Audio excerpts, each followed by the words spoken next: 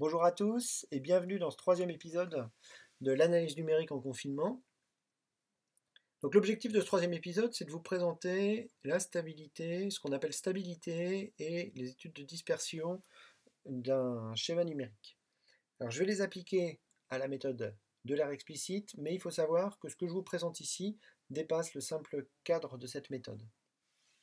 Je vous préviens tout de suite, c'est un cours qui va être un petit peu plus technique que les deux précédents. En particulier, il va falloir être au clair avec les notions de valeurs propres et de vecteurs propres. Je dirais que c'est un cours qui est plutôt de niveau M1 que L3, mais je vous le présente dans le cadre du cours de L3, en particulier parce que quand vous voyez stabilité, étude de dispersion, c'est des choses qui nous font penser à des techniques d'analyse pour des systèmes physiques. Et en fait, on va voir que ces techniques-là, on applique exactement les mêmes au schéma numérique. En guise d'introduction, je vous rappelle rapidement ce qu'on a dit dans les deux premiers cours. On a un problème avec condition initiale qu'on veut résoudre numériquement. Pour ça, on va discrétiser le temps et la méthode de l'aire est basée sur la récurrence suivante qui vous donne une expression de sigma k en fonction de sigma k-1, sigma k étant l'approximation de la solution à l'instant tk. Ce qu'on a pu observer dans le cadre du cours précédent ou surtout en faisant les notebooks Python, c'est que quand on applique cette méthode au système masse-ressort conservatif, ce qu'on voit, c'est qu'on a une amplification des oscillations du système masse-ressort, ce qui n'est pas physique. Et l'objectif de ce cours, c'est vraiment de bien comprendre d'où vient cette amplification des oscillations. Je vais donc commencer par l'analyse de stabilité. Et cette analyse de stabilité, on va la restreindre aux méthodes explicites pour les systèmes linear time invariant et des schémas numériques à pas constant. C'est-à-dire que le delta tk est le même pour toutes les itérations et je ne travaille que sur des schémas explicites. Pour ces systèmes, la relation de récurrence, elle s'écrit très simplement parce que je passe de sigma k-1 à sigma k en multipliant par la matrice I plus delta alpha. Vous voyez ici que j'ai utilisé une notation générique identité plus delta. L'avantage de cette relation, c'est que le fait d'utiliser une matrice générique delta va faire que ce que je vais vous dire dépasse le cadre de la simple méthode de l'aire. L'idée principale de l'analyse de stabilité, c'est que quand on va travailler en arithmétique à précision finie, on va avoir une erreur que je note ici epsilon 0, qui est l'erreur d'arrondi. Erreur d'arrondi ici qu'on fait sur la condition initiale. Et l'idée va être de se dire comment cette erreur se propage au cours des itérations. Est-elle amplifiée ou, au contraire, disparaît-elle au cours des itérations? Et pour ça, finalement, en réécrivant ma relation de récurrence, on s'aperçoit que la solution avec une précision infinie et l'erreur suivent l'une et l'autre des relations qui sont des relations de récurrence. Et nous, ce qui va nous intéresser dans le cadre de cette analyse de stabilité, c'est un petit peu de voir comment évolue ce terme epsilon. Alors là, ce que j'ai écrit, c'est la relation entre la condition initiale et la première itérée, mais je pourrais le faire pour l'ensemble des itérations. La relation entre deux itérées successives s'écrit donc très simplement, et puis on peut même très simplement écrire la relation entre epsilon 0 et epsilon k. Alors si on veut rentrer un petit peu plus dans le détail, il faut diagonaliser la matrice delta. On va supposer qu'elle est diagonalisable. Donc la relation va s'écrire sous cette forme-là. C'est relativement classique, c'est un résultat relativement classique du cours de diagonalisation et lien avec les puissances de matrice. Et en faisant passer P de l'autre côté, on peut obtenir une relation qui est une relation extrêmement simple entre gamma 0 et gamma k étant les coordonnées dans la base des vecteurs propres des erreurs epsilon 0 et epsilon k. Alors, je vous rappelle que ce qui nous intéresse dans le cadre d'une étude de stabilité, c'est que la norme de epsilon k ne devienne pas trop grande au cours des itérations. Bon, bah ça, on peut le retranscrire sur les normes de gamma k, mais l'avantage de cette deuxième relation, c'est que la matrice qui est ici, qui est élevée à la puissance k, est une matrice qui est une matrice diagonale. Ça veut dire que chacune des composantes du vecteur gamma va suivre une progression géométrique. Et pour qu'une suite géométrique soit convergente, on sait que ça a raison, le coefficient qui multiplie les différents termes, il faut que cette raison soit de module inférieur à 1. Ben ça nous donne une condition sur les valeurs propres lambda de la matrice gamma. Ce qu'on va vouloir, c'est que toutes les valeurs propres de la matrice lambda vérifient cette relation. Le module de 1 plus lambda doit être plus petit que 1. Ces valeurs propres peuvent être complexes, et si on les trace dans le plan complexe, en partie réelle, partie imaginaire, il va falloir que toutes les valeurs propres soient à l'intérieur d'un cercle centré en -1 et de rayon 1. Deuxième outil, l'analyse de dispersion. L'analyse de dispersion est reliée à la recherche de solutions harmoniques, c'est-à-dire des solutions qui vont s'écrire sous cette forme-là, un vecteur sigma chapeau, car rien à voir avec ce qu'on a vu dans les transparents précédents. Donc c'est un vecteur qui est multiplié par une exponentielle de i oméga chapeau de tk. Donc tk étant l'instant où est évalué sigma k, et oméga chapeau, une inconnue qui va être l'inconnue qu'on va rechercher.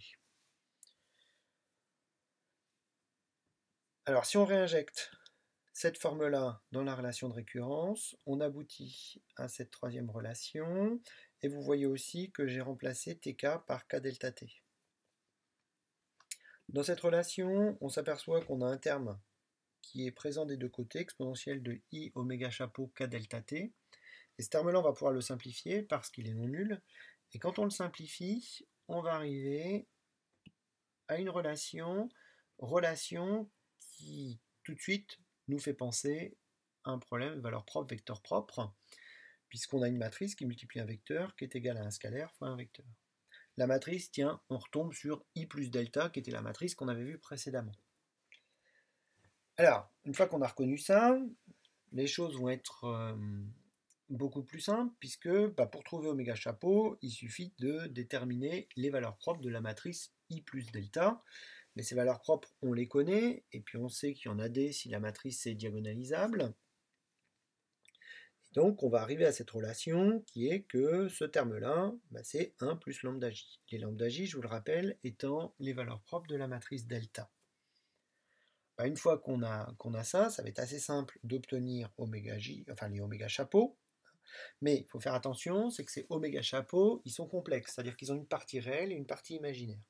Et pour trouver cette partie réelle et cette partie imaginaire, il faut faire un petit calcul de nombre complexe.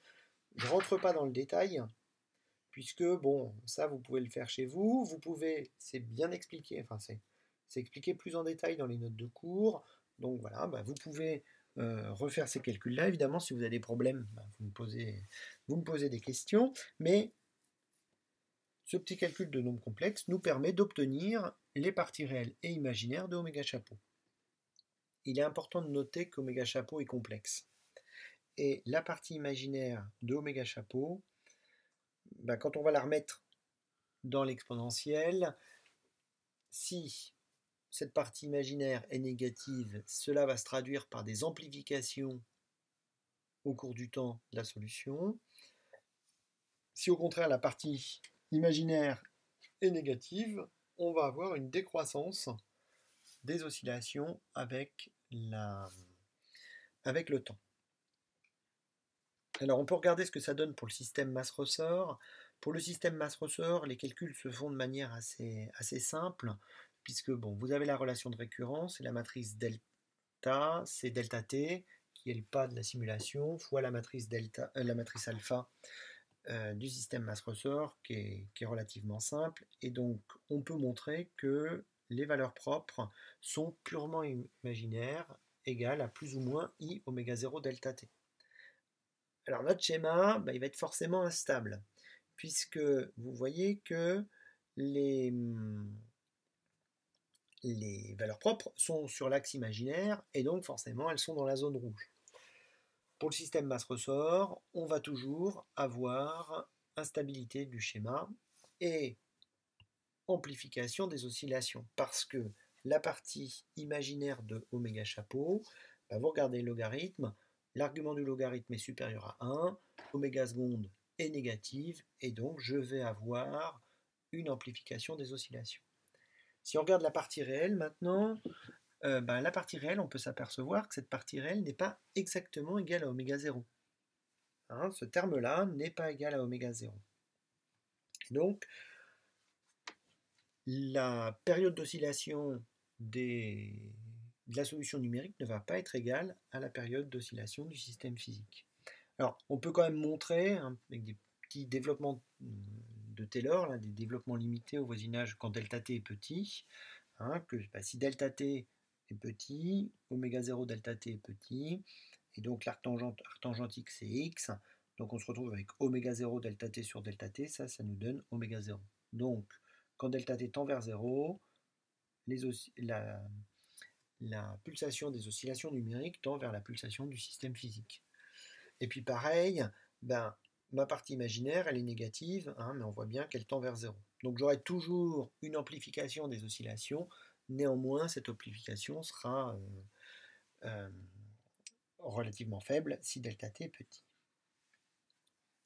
Alors maintenant, au niveau des résultats, ben, on revient sur les résultats qui sont les résultats qu'on avait vus, que vous avez pu voir. Et à la différence, c'est qu'on va rajouter cette courbe verte, et cette courbe verte, eh ben, c'est l'exponentielle associée à la partie imaginaire de oméga chapeau. Et vous voyez que ben, on obtient la courbe enveloppe de la courbe de réponse de mon système masse-ressort par la méthode de l'air. Hein, et donc, l'analyse qui est l'analyse de dispersion explique très bien la divergence qui est la divergence observée. Alors, on peut faire la même chose pour la partie réelle. Alors pour tout ça, il faut un petit peu corriger cet effet de divergence par rapport à la partie imaginaire. Alors sur ce cas-là, on peut très bien le faire.